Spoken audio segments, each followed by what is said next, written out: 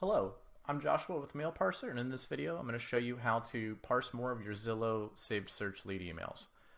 In my last video I showed how to parse most of the table data here. The only thing I missed was a split columns filter to categorize the address, city, and state, as well as naming the column headers. We're also going to go over the extracting the listing URL in a separate rule, but all of these things will be aligned in whatever output that you generate. So at the end of the last video, I got all the way near the end, essentially to right here, where we are starting to categorize the bedrooms, bathrooms, and then address. So the last thing I did was adding split column 2 with a space and a pipe symbol and another space to categorize this data. And then the next thing we did was the same thing, just in the address column. Because Zillow's really nicely organizing the address data for us in that email, we can simply say split column 5 anytime we see a column, and just like that we were able to categorize the address by address, city, and state.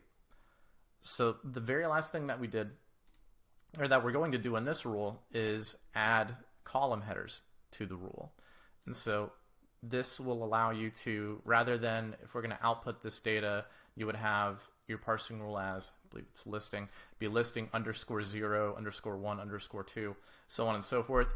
You're going to have listing price, listing bedrooms, bathrooms. And so that's going to make it a lot easier to understand when you output this data.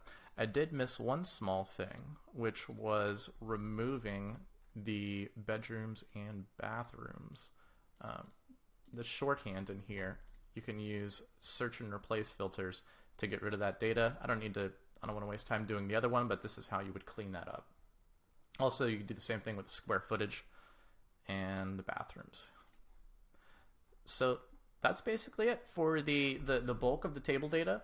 This should be pretty flexible and consistent for you.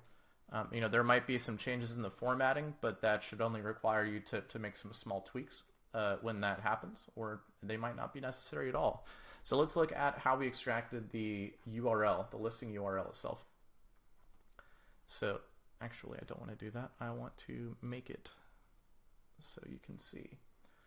So with the listing URL, first thing that we're going to do is actually convert it to table data. And we're going to do a trick, because in these emails, you can see that the link actually repeats for every little line item here, and so the link is always the same. And so if we try to just extract all of the link URLs, we kind of get ourselves into a mess here. Oops. Yeah, we want to be in HTML to grab those links. And we'll go to find links and URLs right in front of me. And so we have our table data here. We're not interested in any of the description data because we extracted all that. So we're going to just really quickly remove that second column. And then we're going to do a trick here, because every address in this system has, oh, are you kidding?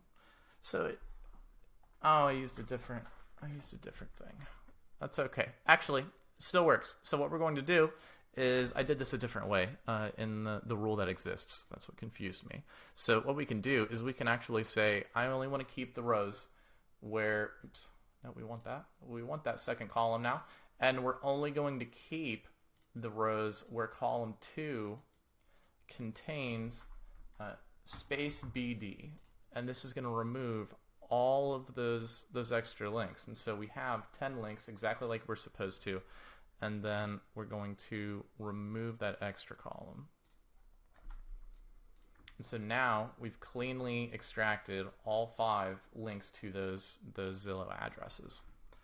So we'll say job URL, and we already created this, so we're all set. So that's how you create this too. You can then create a file download in the downloads tab, or you can send this information outbound in a webhook via the integrations tab.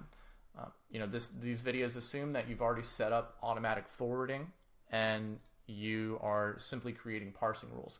If you have any questions about how any of this was done, please feel free to reach out to us at support@mailparser.io.